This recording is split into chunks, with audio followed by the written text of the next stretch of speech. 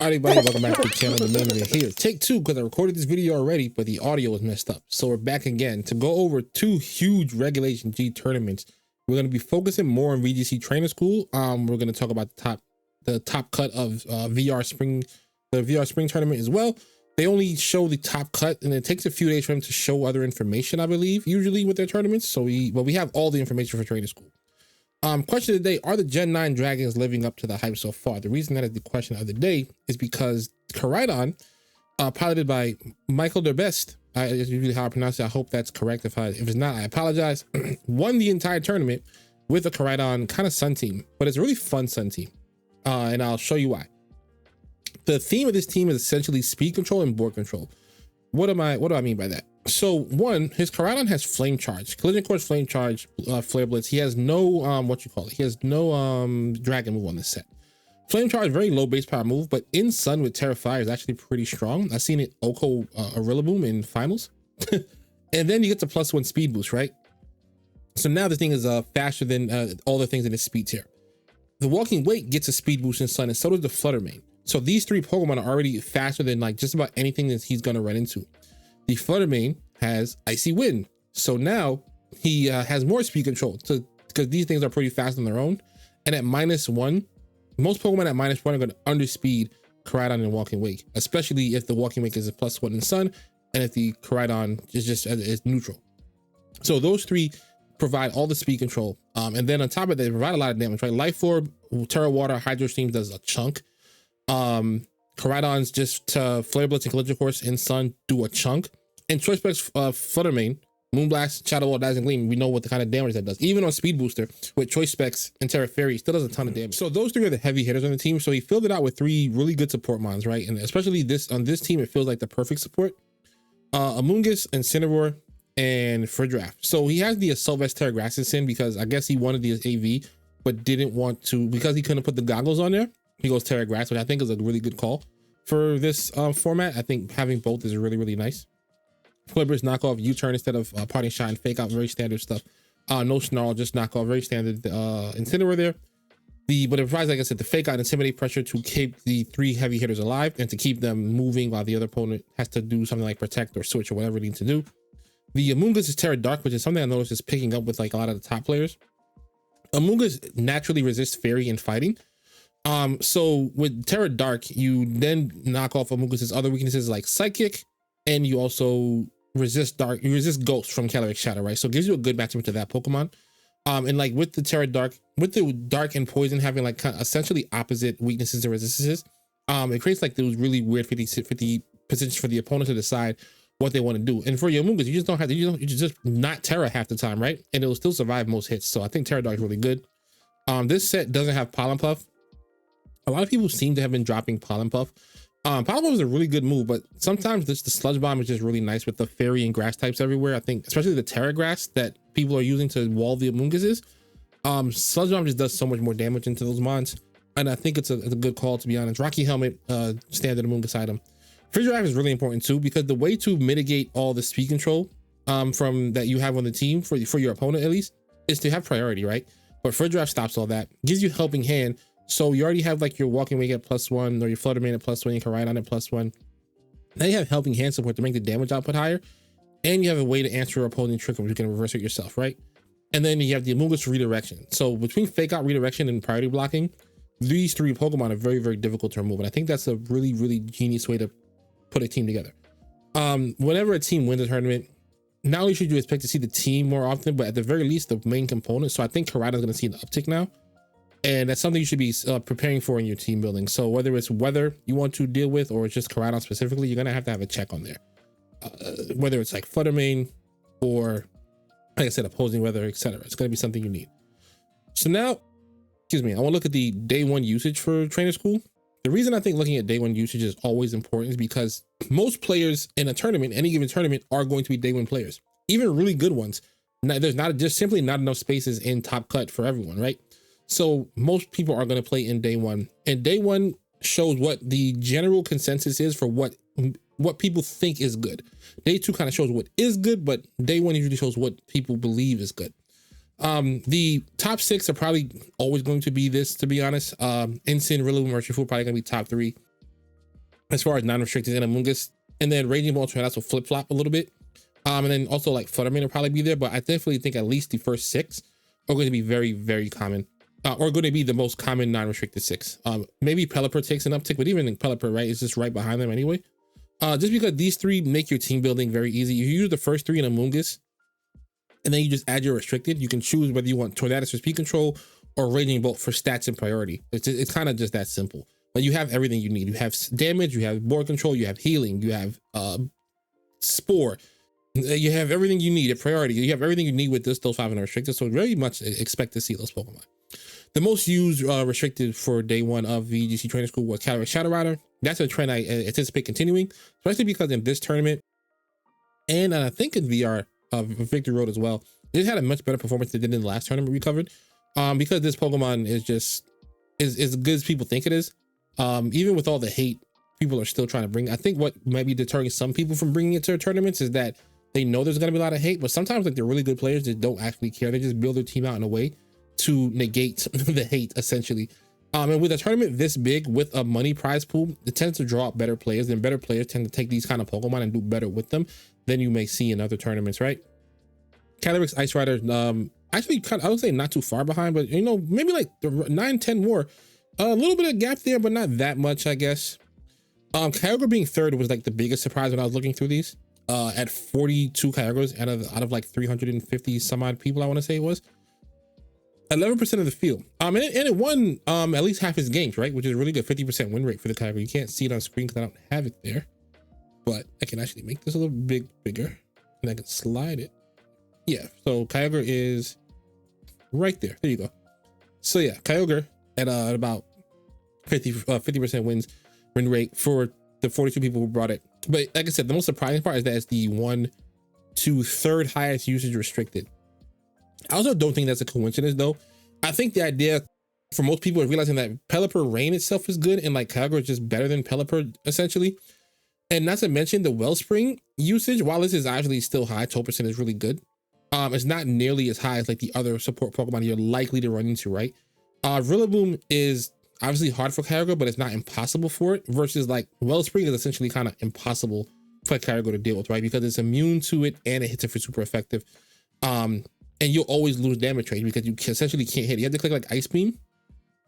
Ice Beam doesn't do as much back as like Ivy Cudgels in Rain, even if you're a water type. I'm pretty sure that Ice Beam is not as much, especially if you crit the Ivy Cudgel. But because this is down in the 12% range, Kyogre has a bit more of a chance to shine, especially since it looks like more Wellsprings lost than won. So Kyogre actually had a good opportunity to do well here. Terrapago's being 4th, a little bit surprising. I thought it'd be 3rd because a lot of people's consensus seems to be as like the 3rd best restricted, maybe, or at least top 5, right? So I guess this would fall in line with top 5. But Kyogre being 3rd was not on anybody's radar.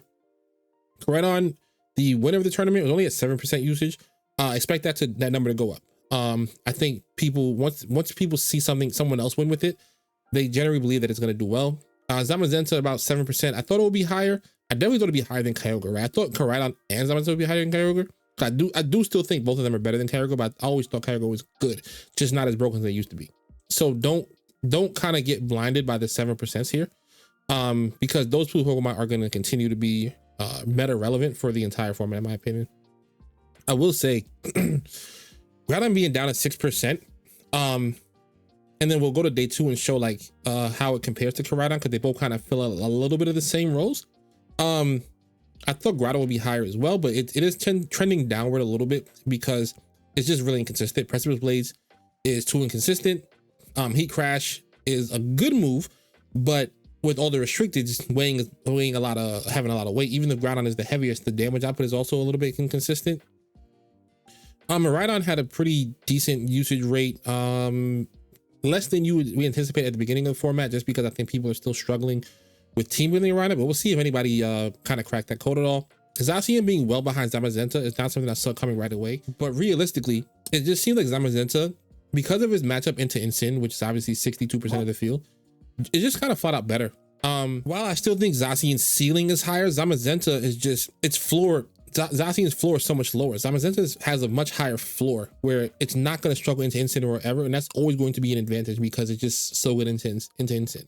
Whereas I think like even Pokemon like what you call it, like Urshifu and Rillaboom, it doesn't really struggle into those either, right? It struggles into Amoonguss, but it doesn't really struggle really into Raging Bolt. Terra Fairy Bolt could be a little bit of a problem, but it just doesn't struggle into these mons. It doesn't struggle into Flutter. Yeah, so like the top usage mons, Zacian just has a good matchup into. So it is kind of separating itself from the pack. The pack being the Wolf pack, it is Zacian a little bit. Lunala Trick Room is picking up some with the Ursaluna. I've seen a couple of those teams in this tournament and in VR where people are running Lunala and Ursaluna together. So that's something that while it's not super represented here compared to like the stuff above it, I do think that's something to look out for. That as well as Ting Lu Dozo. Obviously, those are paired out really often, and people are going to be trying to use those two. All right, so now we go to the Swiss rounds. There were 23 teams that made Swiss. So the Swiss obviously shows what converted, right? What that was used in day one converts to the day two. Could be a result of the Pokemon being good, could be a result of the pilot. Obviously, most of the time it's a combination of both. So Ensign still at the top. Raging Bolt took a big jump, right? It took a big jump to second place in the usage. I think that's just because Raging Bolt, if you ever look at its stats, it has the same amount of stats as a lot of restricted Pokemon. It's essentially a restricted mon in itself. So expect to see even more Raging Bolt uptick, especially because Tornadus, Urshifu, Pelipper stuff is really good right now. Or just Urshifu, Pelipper. So that's going to create a lot of people having Raging Bolt on their teams, especially because Pelipper and Urshifu are pretty big problems for Ensign. So I'm not surprised to see a lot of these two together. So anticipate that in your team building if you're going to any events or playing in any online tournaments. Shadow Rider, whereas in other tournaments you saw that it would drop off way down in the day two, in this tournament, like I said, with a lot of really strong players in it because of the money being involved, and it was free, was still the number one use restricted. 8 in the top 23, 35% is really good. Actually, compared to how much was the percentages used the day one? It was actually 18% of teams. So its usage essentially doubled, which is a big thing. So if you thought this Pokemon was going somewhere, you were mistaken. Obviously, most people did not think that, but some people did. I feel like people were ready to put in the fraud calls prematurely on CALYREX. If you notice something here, it looks like the Kyogres fell off, because if you see here, Wellspring is 17% of this field, and Kyogre is only one Kyogre made it, right? So the Wellsprings are still kind of in the way, would be my guess, without knowing how the matchups played out. But that is something that I think is important to take note of. For Koraidons, Koraidon is 17% of the field, whereas in the first day, it was 7%. So doubled in usage. So Koraidon, again, something to be concerned about. Zamazenta is right behind it, just like it was on day one. Shout out to Gondango, because every time people think that mine is done, it just makes a resurgence. 2 CALYREX Ice in the top 23, much less than anticipated. I think what's going to end up happening is, because the checks, I guess, are a bit different for Shadow and Ice Rider, they're kind of going to flip-flop in their success throughout the whole season, depending on what people feel is the bigger threat at the time. So I wouldn't take too much stock in this being only 2. As much as I want to push the don't worry about Ice Rider, don't think about it agenda, realistically, don't take too much stock in it only being 2 of the top 23 for this tournament. Oh, what I wanted to point out as well, you see Koraidon here has 4. There is no Groudon. Actually, there's one Torkoal and no Groudon in day 2 of this tournament. Even with the Gouging Fire was paired with the Zacian, and it wasn't paired with the Groudon that made this day 2. So like, it's definitely separating itself as people's premiered sunsetter for the format, and I think that's something to look out for, because again, Koraidon is much more consistent in its damage output. It has better speed. It has like really good bulk. It's stronger essentially offensively. It's more of like a threat. So you can't, like, sometimes with the Groudon teams, if you have like a flying type and they don't have a like rock move, you kind of just ignore it and target down the partners and just kind of pick on Groudon after. Also, like, Kyogre picking up is bad for Groudon, but it's not as bad for Koraidon because Koraidon still resists. So this Pokemon definitely is going to uptick. And Groudon, I don't see Groudon overtaking it as the sunsetter for the format going forward, to be honest. So the top 8 I want to look at, actually. Right. All right, so top 8. So we click the Pokemon, only one Koraidon in the top 8. But if you look, like I said, a lot of people ended up bringing it to the tournament. 1 in top 8, but even though it's only 1 in top 8, being the winner isn't. Oh, there's 2 in top 8. My apologies. There was actually another team here. Hearthflame, Orcapon, Raging Bolt, Amoonguss, Tornadus. There was a team just like this when I was in Moxie's Fraud Watch video for Groudon that had kind of, I want to say the exact same team, but it had Groudon instead of Koraidon. You see how much difference it makes when you put the Koraidon instead of the Groudon? it kind of just makes the team obviously a top 8 team if you pilot it right. So that's something to look out for. There's 2 of them in top 8, so I my mistake there. You click the CALYREX Shadows. CALYREX Shadow had 3 in the top 8, which is really good performance, right? That's like seeing something be almost half the field. And then this guy right here, the 4th, basically kind of bubbling out essentially, or close to it, with 10th place and 12th place and 15th place. This Pokemon really dominated this tournament essentially. Just didn't win. And it came close to winning. Joe played really well in finals, but Michael just kind of edged them out a little bit, played a little bit better. To be expected with players of that level. Terrapagos didn't have a great showing this tournament. Obviously, it came in 3rd place, but that was the only one in top 8 and the only one in top 16. Everything else was from 17 all the way down to 350. Yeah. So they did not have the greatest performance. I think its team comps are a little bit passive sometimes. Like even if you look at this team, right? The Gholdengo obviously is offensive, but in the Ogerpon it's like offensive, but even Ogerpon sometimes is meant like a follow me support of mine. Clefairy's follow me support, Incineroar support, Tornadus support.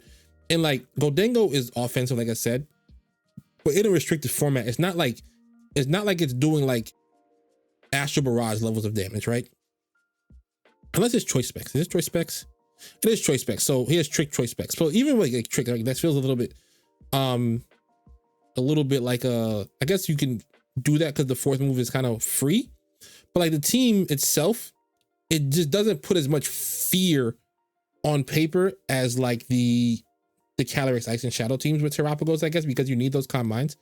So it's kind of just, it's a little bit easier to play around, I want to say, versus those other really high offensive, very offensive pressure putting teams and restricteds. So I'm not overly shocked that only 1 came in top 8, but I'm a little bit surprised that only 1 was in top 16. So we're gonna have to revisit that Pokemon later on to see where it's trending to. Zacian only had 1 in top 8. Again, Zacian's floor is a little bit low. Ceiling's very high, obviously 5th place, but the floor is very low because it's it just struggles into a lot of the non-restricted threats. Like it struggles into Amoonguss, struggles into Incineroar, struggles into Urshifu Water. So that's just not ideal essentially for it right now. Top 8 ends at Calyrex, who had the 1 Zamazenta in top 8. But see, like Zamazenta, even though only 1 of Zamazenta and 1 of Zacian were in top 8, it had better results overall. Like another in top 16, 2 Volvomax Ben 10 had it. So like three in top 16, 1 in top 8, 4 of them in day 2, right? So I think it's still separating itself from Zacian a little bit.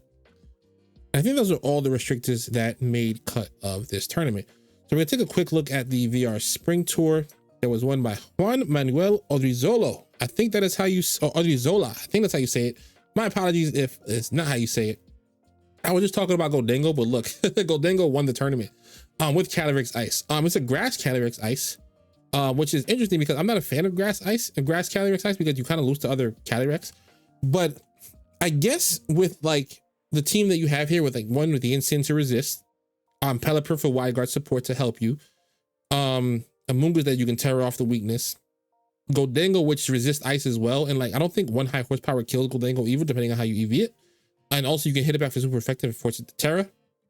So I think that the team protects it from opposing CALYREXs really well. So I think it's okay in this situation to have CALYREX Ice. And people respect VR towards a lot, so definitely expect to run into this team exactly, and even more CALYREX Ice than you're already used to seeing. Good luck everybody else. The team is really good, really interesting. And like I was talking about like teams being a little bit like passive sometimes, but Tornadus and Rain and CALYREX is kind of all the offensive you need, all you offense you really need in a sense. You kind of just do all the damage you in the world with those 2. And then the Gholdengo, if you get the nasty plots up, it's like really strong. But I think in this case, in this specific team composition, it's kind of okay to not have a whole full team of heavy hitters because you have Scarfershi and Rain and you have CALYREX. These things just do insane amounts of damage. Same with the 2nd place team from David Carrere. CALYREX Shadow and Chi-Yu and Flutter do tons of damage, right? So Mienshao and Clefairy and Rillaboom, well, Rillaboom does a lot of damage also. Those sleeping Rillabooms would hammer damage. But yeah, AV Boom, so it's not Miracle Seed. So it does do damage, but it's not a copy of a copy of a copy. But it's not doing like restricted level damage. But still, with Chi-Yu, and I don't know if it was speed or a special attack boost, but Icy Wind lets me know that it's speed. And CALYREX Shadow, I think you do tons of damage. This has Close Combat, which does damage as well, and Helping Hand. So I think this is a really good team composition as well. it looks like a Miraidon actually made top 4. Miraidon was not doing well in either tournament that much. It's a little bit better here because there's 2 in top 16. I think the team compositions for the Miraidon, we'll take a look at one, are better than some of the ones I've seen so far. But obviously there's not a single Quirk Drive Pokemon on this team, right? If you just look at the squad without the Miraidon, it's Giraffe, Blood Moon, Ursaluna Blood Moon, Fluttermane, Incineroar, and Urshifu Dark. That's a really strong team of 5, regardless of what the 6 Pokemon is, right? So you, instead of having like Rage and Bolt, maybe you have a Miraidon. So helps you with Amoonguss because of the terrain. Volt Switch Specs does a ton of damage, and Specs Electro Drift does a ton of damage. Specs Fairy Dazzling Gleam does a ton of damage. So I think people are kind of moving in the right direction a little bit with the team building for this Pokemon. They're not Quirk Drive spamming, which I think is terrible. Like, I think this is such a bad idea. Obviously the verdict is still going to be out on this Pokemon because in between 2 tournaments, there's like 2 of them in like the top 32 of all of them, something like that. So it's still not performing to the standard we thought it would, but I guess the jury's still out. We'll have to see. 2 Kyogres as well. In this one, I don't see a lot. You know what I don't see a lot in this top cut? Wellsprings. I see 1 Wellspring on the 20th place team. I don't see a lot. I think as much as there's a lot of Rillaboom, I don't see a lot of Wellsprings. So 2 Kyogres in top 8 don't surprise me at all. 1 using Rillaboom and just grass type support. I think you always gonna need a grass type support for this Pokemon, and especially the switching. And this one's using Serena.